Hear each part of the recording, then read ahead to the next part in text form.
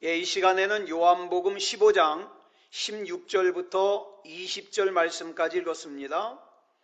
오늘은 요한복음 41번째 시간이고 부제목은 하나님께 속한 자, 세상에 속한 자입니다. 먼저 우리 본문 말씀의 위치를 보면 지금 예수님께서는 이 세상에서 사랑하는 제자들과 함께 있을 수 있는 시간이 얼마 없습니다. 그래서 제자들과 이른바 최후의 만찬을 끝내시고 이제 로마 군인들에게 체포당하기 직전에 이 사랑하는 제자들에게 마지막 유언과도 같은 말씀을 남기시는데 그 내용이 요한복음 14장, 15장, 16장입니다. 그런데 이 말씀의 전반부에서만 내 이름으로 기도하라는 말씀을 3번이나 반복하십니다. 그만큼 중요하다는 거죠. 잘 보세요. 내 이름으로 기도하라 그랬어요. 내 마음 내키는 대로, 내 욕망이 요구하는 대로 내가 원하는 것을 기도하는 것은요, 무당 찾아가는 사람도 그건 합니다. 그렇죠? 복제 내놓고 내가 원하는 거 들어달라고. 그러나 하나님이 하나님 되심을 믿는 그리스도인들의 자세는 무당을 찾아가는 사람들과 같을 수가 없습니다. 어떻게 다른가? 요한복음 15장은 예수 그리스도를 참 포도나무라고 비유를 하고 있고 우리를 그 참 포도나무에 접붙은 가지라고 비유하고 있습니다.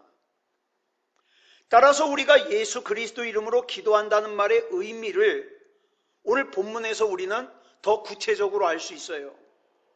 포도나무 가지가 포도나무의 이름으로 구하는 것이 있다면 그게 뭐겠습니까? 내가 포도나무보다 가지인 내가 더 멋있게 보이는 거겠어요? 가지인 내가 더 유명해지는 거겠습니까? 포도나무보다 가지인 내가 더 드러나는 거겠어요? 그렇지 않습니다. 그 가지가 정말 포도나무 가지라면 구하는 것은 한 가지밖에 없어요.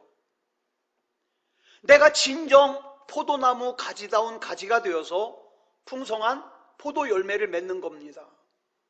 그런데 여러분, 우리가 시험에 들 때 시험에 드는 이유를 한번 생각해 보자고요.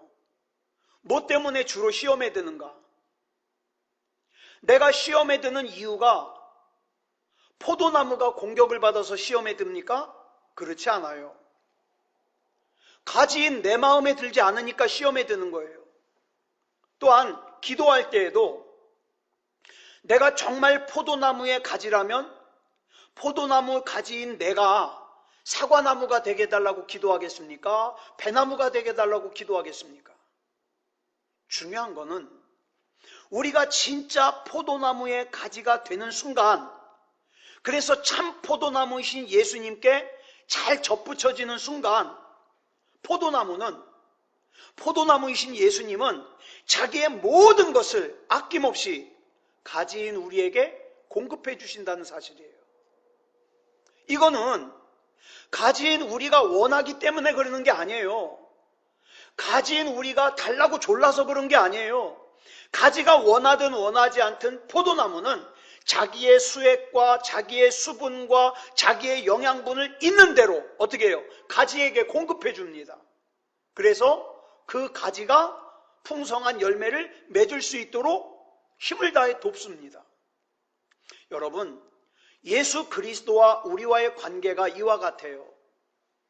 내가 포도나무 대신 예수 그리스도의 가지가 되기 위해서 기도하는 자가 되면 하나님, 내가 참 포도나무이신 예수님께 꼭 붙어있게 해주십시오.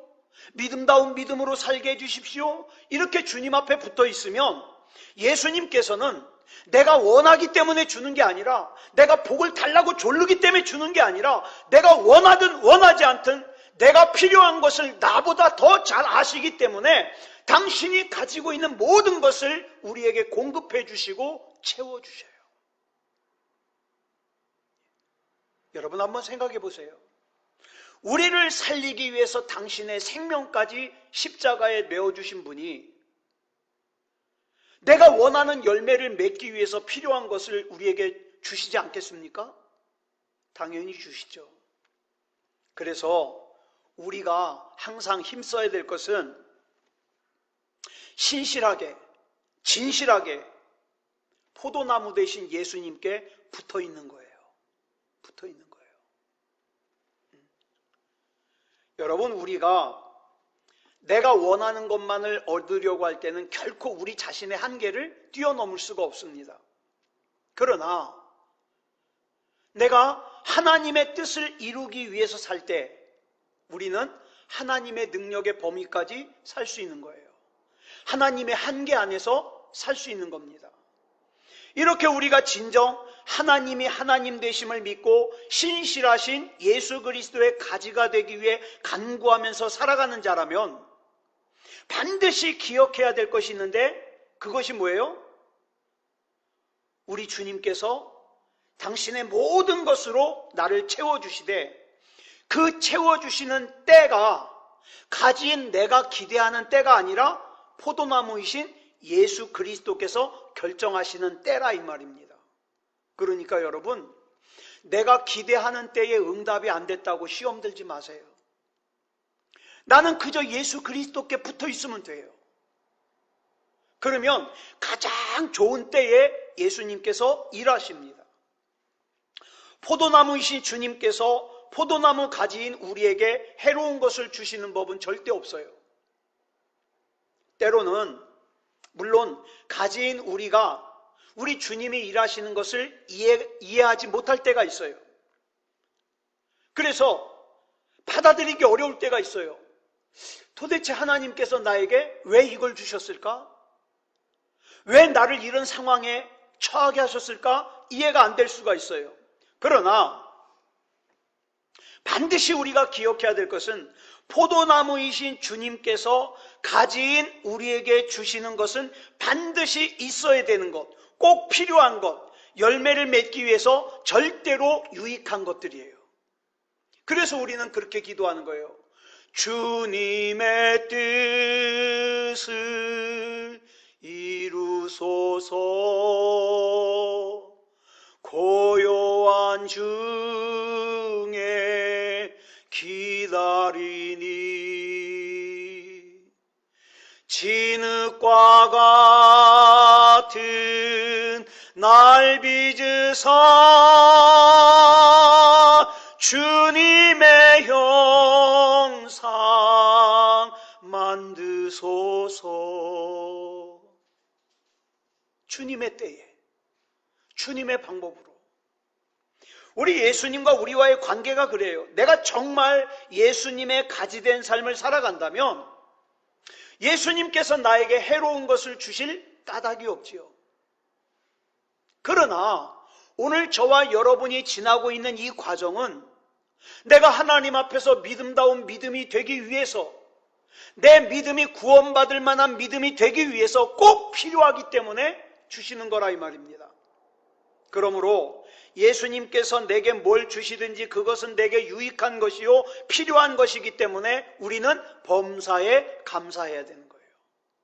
자, 본문 18절로 19절을 보겠습니다. 시작. 세상이 너희를 미워하면 너희보다 먼저 나를 미워한 줄을 알라. 너희가 세상에 속하였으면 세상이 자기의 것을 사랑할 것이나 너희는 세상에 속한 자가 아니요 도리어 내가 너희를 세상에서 택하였기 때문에 세상이 너희를 미워하느니라. 사랑하는 여러분, 어둠은 빛을 싫어합니다. 왜 싫어할까요?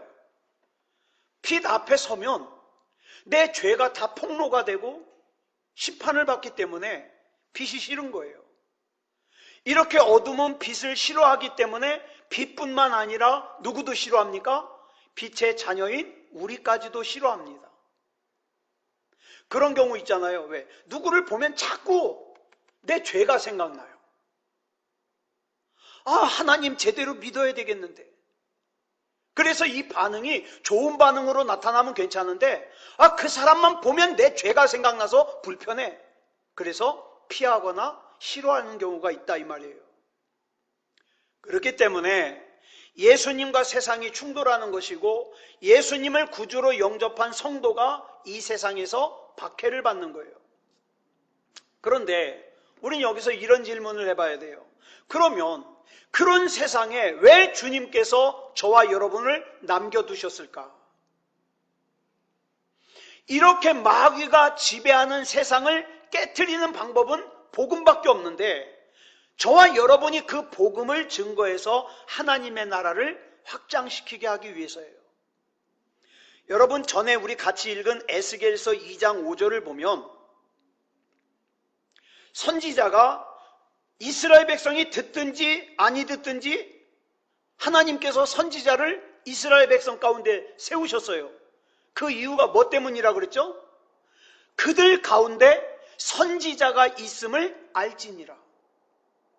사랑하는 여러분, 세상이 아무리 어두워져도 세상이 어두워지니까 나도 어쩔 수 없어, 그러지 말아요.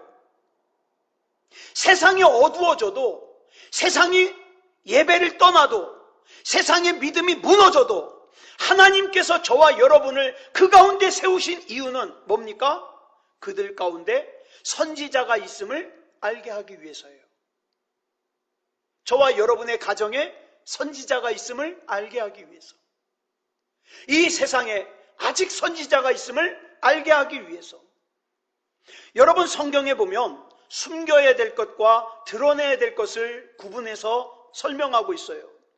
숨겨야 될 것에 대해서는 예수님께서 마태복음 6장 6절에서 말씀하시기를 너희가 기도할 때 다른 사람들에게 알아달라고 떠벌리고 기도하지 말고 어떻게 해라? 골방에 들어가서 문을 닫고 은밀한 중에 계신 너희 아버지께 기도하라고 그랬어요.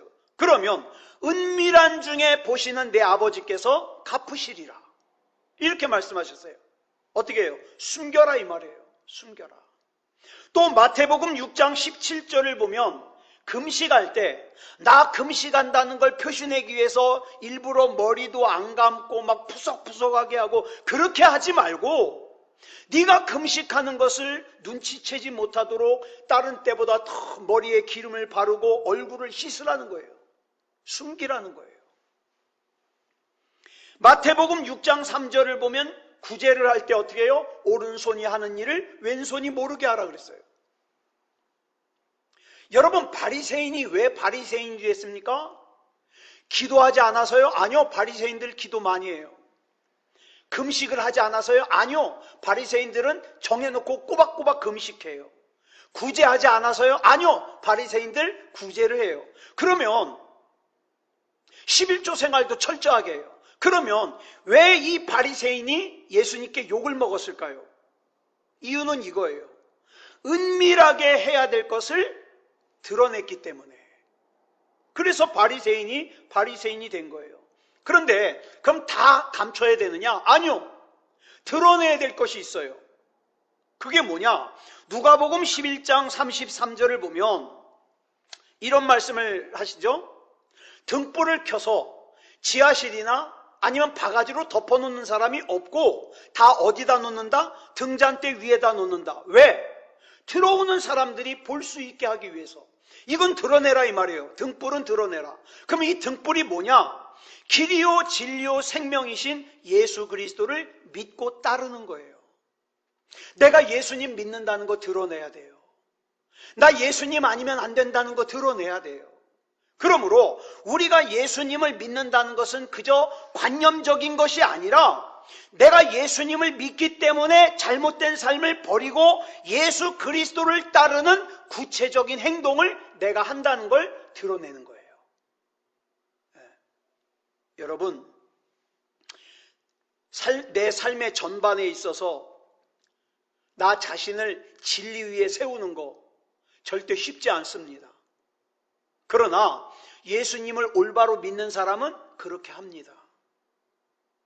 내가 과연 예배를 드리는 게 옳으냐? 예배를 안 드리는 게 옳으냐? 분명하잖아요. 길이요 진리요 생명 되신 예수님의 기준에 분명해지잖아요. 내가 기도하는 게 옳으냐? 기도하지 않는 게 옳으냐? 내가 사랑하는 것이 옳으냐, 외면하는 것이 옳으냐 분명해지잖아요. 그래서 사람과의 관계에 있어서, 또 물질을 사용하는 관계에 있어서, 하나님과의 관계에 있어서 중단 없이 하나님이 원하시는 뜻을 따르고 순종하는 삶, 그것이 뭐라고요? 등불이에요. 저와 여러분이 그렇게 사는 걸 드러내라 이 말이에요. 드러내라. 일부러 자랑하려고 드러내는 게 아니라 내가 그렇게 사는 거예요. 그냥 살면 빛은요, 보이기 위해서 존재하지 않아도 그냥 빛 자체가 보이게 돼 있습니다. 그렇다면 이렇게 사는 그리스도인이 세상 사람들로부터 칭찬을 받고 존중받는 게 당연하지 않겠어요? 그런데 예수님께서 뭐라고 말씀하시냐? 너희가 그렇게 살면 오히려 세상 사람들에게 미움을 받을 거야. 이렇게 말씀하셔요. 미움을 받을 거래요. 아니, 미워하는 정도가 아니라 본문 20절을 보면 박해까지 받는데요. 같이 읽어볼까요? 시작. 내가 너희에게 종이 주인보다 더 크지 못하다 한 말을 기억하라. 사람들이 나를 박해하였은즉 너희도 박해할 것이요, 내 말을 지켰은즉 너희 말도 지킬 것이라. 여러분, 저와 여러분이 하나님의 말씀 위에 바로 서 있으면 어떤 표시가 나타나느냐? 세상은 주님을 미워하기 때문에 주님의 종인 성도를 미워하고 심지어 박해까지 한다 그랬어요. 자, 그러면 이런 거죠. 예수님을 박해하는 사람이 예수님의 종인 우리도 박해합니다. 예수님의 말씀을 지키는 사람이 주님의 종인 우리 말도 지킵니다. 왜? 내가 하나님의 뜻 안에 바로 서 있어서 하나님의 말씀을 전하니까. 또 예수님을 떠나는 사람이 예수님의 종인 우리로부터도 떠나요. 이렇게 되는 거예요. 그렇기 때문에 우리가 믿음으로 세상을 사는 길이 꽃길이라고 생각하면 안 돼요. 내가 예수님 잘 믿으니까 나는 꽃길만 걸을 거야. 아니요. 예수님은 뭐라고 말씀하십니까? 어쩌면 그 길은 가시밭길이 될 거야. 미움이 기다리는 길일 거야. 박해가 기다리는 길일 거야. 이렇게 말씀하고 계세요. 여러분, 존 메가더 목사님이 불신 세계 속에서 생존하는 법이라는 책을 썼는데, 이 책의 마지막 부분을 보면 이런 얘기가 나옵니다. 왜 예수님께서 지금 방금 말씀드린 그 박해를 받을 거라는 말씀을 하시기 전에 먼저 앞에서 뭘 강조하셨어요? 서로 사랑하라. 너희가 서로 사랑하면 이로써 너희가 내 제자인 줄 알리라. 이 말씀을 하셨잖아요. 왜 그랬을까? 그 이유를 설명하고 있어요. 간단합니다. 악한 마귀가 지배하는 세상은 계속해서 성도를 힘들게 할 거예요. 그러니까 적어도 성도들끼리는 사랑해야 된다는 거예요. 성도들끼리라도 사랑해야 견딜 수 있지, 성도들끼리도 사랑하지 못하면 서로 공격하고 넘어뜨리면 세상을 이길 수 없다는 거예요. 그래서 예수님께서 요한복음 13장 35절에서 이렇게 말씀하신 거예요. 시작. 너희가 서로 사랑하면 이로써 모든 사람이 너희가 내 제자인 줄 알리라. 아멘. 즉 우리가 서로 사랑하면서 사는 것이 악한 세상에서 우리가 믿음을 지키면서 살 수 있는 방법이다 이 말이에요. 다시 말씀을 드려서 너희들끼리라도 사랑해야지 이 세상을 이길 수 있다 이 말입니다. 너희들끼리 서로 미워하고 공격하다가 거기에 마귀의 공격까지 당하면 견디지 못하고 무너진다 이 말입니다. 그래서 사랑해야 돼요. 그래야 우리가 모두 살 수 있습니다. 그리고 주님의 말씀은 본문 22절부터 23절까지 이렇게 계속됩니다. 시작. 내가 와서 그들에게 말하지 아니하였더라면 죄가 없었으려니와 지금은 그 죄를 핑계할 수 없느니라. 나를 미워하는 자는 또 내 아버지를 미워하느니라. 여러분, 교통법규가 생기기 전에는 자동차를 어떻게 몰고 다니든 위반이 아니에요. 왜? 법이 없으니까. 그러나 법이 만들어지고 난 후에는 교통경찰관이 위반자를 적발하고 단속합니다. 마찬가지로 세상에서 사람들이 아무리 제멋대로 살아도 그것이 죄라고 하는 하나님의 법이 없다면 문제가 되지 않아요. 자기 마음대로 살아도.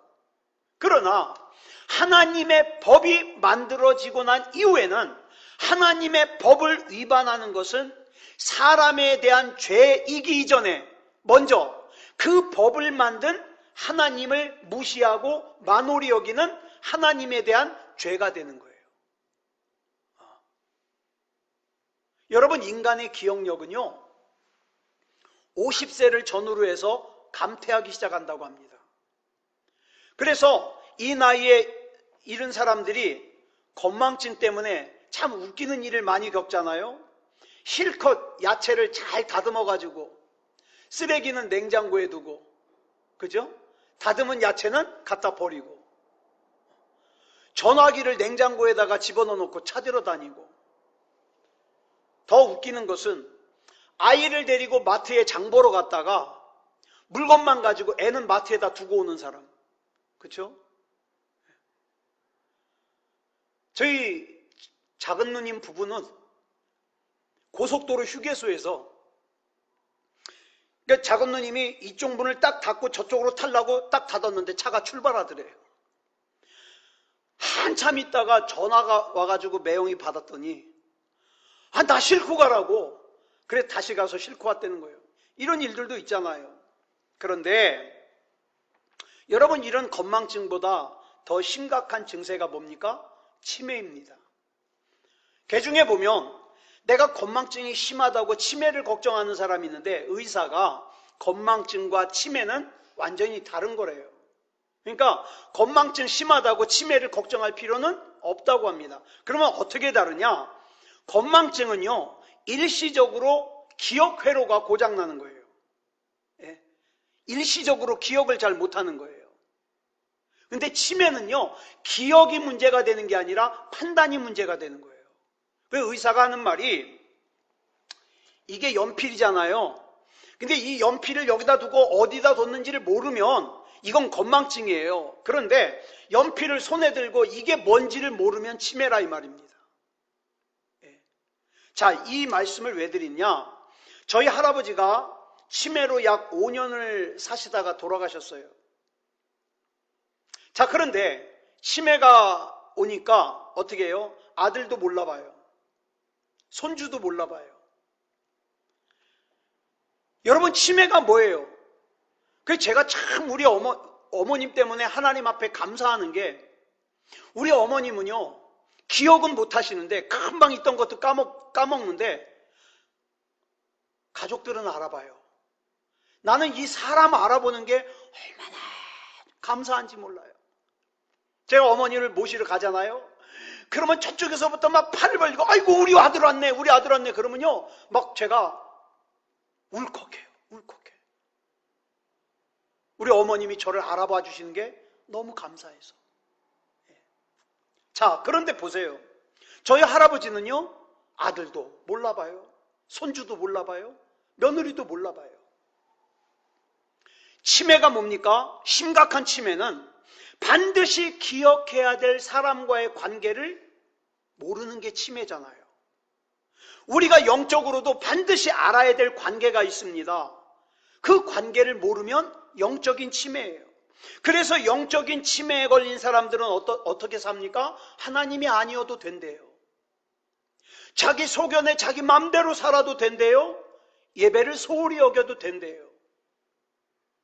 하나님의 것인 시간과 물질을 자기가 맘대로 사용해도 된대요. 이게 영적인 치매예요. 그렇다면 교회 안에서 이렇게 진리를 쫓아 살려고 하는 사람이 있다면 당연히 어떻게 해줘야 돼요? 격려해 줘야 돼요. 그렇죠? 그런데 예수님의 말씀을 보니까 그 교회 공동체 안에 격려를 해주지는 못할 망정 미워하고 모함하고 핍박하는 자들이 생긴다 이 말이에요. 이 질문에 대하여 요한복음 16장 2절이 이렇게 대답하고 있습니다. 시작. 사람들이 너희를 출교할 뿐 아니라, 그러니까 그 신앙 공동체에서 쫓아내는 걸 출교라 그러잖아요. 출교할 뿐 아니라 때가 이르면 물은 너희를 죽이는 자가 생각하기를 이것이 하나님을 섬기는 일이라 하리라. 여기서 주님의 제자들을 증오하고 핍박하는 자들은 놀랍게도 하나님을 모르는 자들이 아니에요. 하나님을 안다고 생각하는 자들이에요. 그리고 그렇게 하는 일이 하나님을 섬기는 일이라고 생각해요. 예수님을 고발하고 예수님을 십자가에 못 박아 죽인 사람들도 하나님을 모르는 자들이 아니었어요. 그들은 다 하나님을 아는 자들이었습니다. 하나님을 안다고 하는 사람들이 예수님과 예수님의 제자들을 박해하고 그렇게 예수님과 예수님의 제자들을 박해하는 것이 뭐라고 생각한 거예요? 하나님을 위한 일이라고 생각했어요. 여러분, 사람들 가운데 마태복음 7장 3절의 말씀처럼 자기 눈 속에 있는 들보는 깨닫지 못하고 형제의 눈 속에 있는 티끌을 갖다가 참지 못하는 사람들이 많아요. 그래서 뭐라 그럽니까? 나 저 사람 눈 속에 있는 저 티끌 빼지 않으면 나 저 사람하고 같이 안 있을 거야. 나 도저히 참을 수 없어. 자기 눈 속에는 들보가 있는데. 근데 이미 그것을 분간할 능력이 없어진 거예요.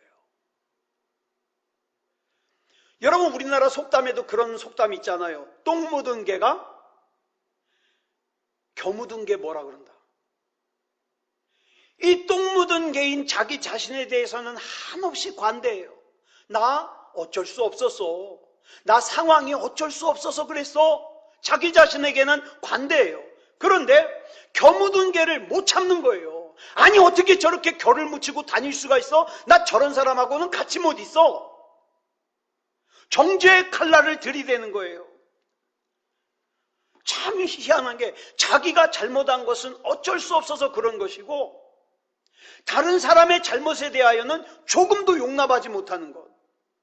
그래서 함께 공동체 생활을 할 수 없다고 거부합니다. 그런데 여러분, 객관적으로 이렇게 좀 떨어져서 보면 그 사람 역시 그다지 의롭지 못해요. 하나님 앞에서 자기를 의롭다고 할 수 있는 사람이 누가 있겠습니까? 그렇죠? 이 사실을 기억하지 못하니까 이런 사람들이 하나님의 이름으로 하나님의 사람을 짓밟는 일을 한다 이 말이에요. 자기는 정의라고 생각해요. 나는 옳으니까 나는 옳은 행동을 하는 거야. 정의라고 생각하지만 사실은 정의가 아니에요. 우리 지방외에 목사님들 가운데 그런 분들이 있어요. 객관적인 사람들이 보기에는 자기가 더 죄를 많이 졌어요. 큰 죄를 졌어요. 근데 이분의 눈에는 다른 사람들의 죄를 용납하지 않아요. 그래서 총회에 고발하고 재판을 하고 그러면서 자기는 정의를 행한대. 근데 주변에 있는 사람들은 누구도 그걸 정의로 보지 않아요. 아이, 자기부터 잘하지. 이렇게 본다 이 말이에요. 자, 보세요. 아예 하나님을 모르면 하나님을 몰라서 그런다고 생각하는데 자기는 하나님을 안다고 하면서 이런 어처구니 없는 행동을 하고 어처구니 없는 생각을 하고 어처구니 없는 마음을 품어요. 그러면서 하나님 앞에 가까이 갈 수 있을까요? 여러분, 예수님께서 가르쳐 주신 기도 가운데 마태복음 6장 12절을 보면 뭐라고 그랬습니까? 시작. 우리가 우리에게 죄 지은 자를 사하여 준 것 같이 우리 죄를 사하여 주시옵고. 이 뜻을 몰라서 그러는 거예요. 반드시 기억해야 될 하나님과의 바른 관계를 망각한 거죠. 하나님과의 바른 관계를 망각했을 때 자기는 하나님을 잘 믿는 것 같지만 사실은 하나님과 전혀 관계가 없는 인생. 그래서 예수님 앞에 예수님, 내가 예수님의 이름으로 선지자 노릇했습니다. 귀신 쫓아냈습니다. 병을 고쳤습니다. 나 칭찬해 주세요. 근데 예수님이 뭐라 그래요? 나 너 몰라. 불법을 행하는 자들아 나를 떠나라. 이렇게 말씀하신다 이 말이에요. 그래서 그 다음 요한복음 16장 3절을 보면 예수님께서 결론적으로 이렇게 말씀하십니다. 시작. 그들이 이런 일을 한 것은 아버지와 나를 알지 못함이라. 예수님과 하나님을, 성부 하나님을 모르니까 그런 행동을 하는 거죠. 그들은 자신이 하나님을 잘 알기 때문에 그런다고 생각하지만 정작 예수님께서는 그들이 하나님을 알지 못하기 때문이라고 단언하십니다. 하나님과의 바른 관계를 망각해서 하나님의 이름으로 하나님의 사람을 짓밟아요. 여러분, 이거 굉장히 중요한 일이에요. 우리가 살다가 정말 이 사람이 하나님을 진짜 믿는 사람인데 이 하나님을 믿는 사람을 공격하고 이 하나님을 믿는 사람을 아프게 하면 누가 보응하시는가? 성경에 보면 하나님이 보응하셔요. 그걸 몰라요. 그 사실을 깨닫지 못한 채 자기는 하나님을 믿는다고 하나님을 위해서 살아간다고 착각한 것은 참으로 비극적인 일이죠.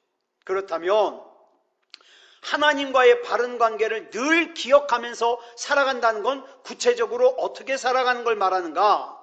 하나님의 말씀을 늘 기억하고 하나님의 말씀대로 사는 거예요. 오늘 어떤 성도님이 문자를 보내왔습니다. 어머님이 권사님인데 이분 표현이 그거예요. 그 엄마와 따님이 신앙생활은 했는데 그렇게 잘한 것 같지가 않아요. 그랬는데 어머님이 디스크에다가 여러 가지 병이 생긴 것 같아요. 그래서 두 분이, 어머니와 따님이, 어머니는 권사님, 따님은 집사님인데 두 분이 같이 하나님을 정말 하나님 앞에 바로 서보려고 결심을 하고 하다가 우리 교회 설교를 듣게 된 모양이에요. 그러면서 기도해 달라고 하면서 헌금을 보내왔어요. 여러분 보세요. 내가 하나님 앞에 바른 관계를 가지는 순간 내 옆에 있는 사람들은 뭐가 되는 거예요? 나와 함께 기도하는 기도의 동역자가 되는 거예요. 그러므로 우리는 언제 어디서나 참 진리의 사람으로 살아가기 위해서 늘 하나님의 말씀 가운데 깨어 있어서 하나님의 말씀을 기억하는 삶을 살아야 돼요. 하나님이 지금 나에게 뭐라고 말씀하시는가? 내가 지금 어떤 말씀을 붙들고 살아야 되는가? 내가 이 문제 앞에서 내가 어떤 말씀을 약속으로 붙들고 기도해야 되는가? 오늘 우리 기도하러 나왔잖아요. 어떤 말씀을 약속으로 붙잡았습니까? 어떤 말씀을 근거로 해서 기도하시겠습니까? 아무쪼록 가장 중요한 게 뭡니까? 하나님과의 바른 관계. 나는 하나님과 바른 관계를 맺겠다.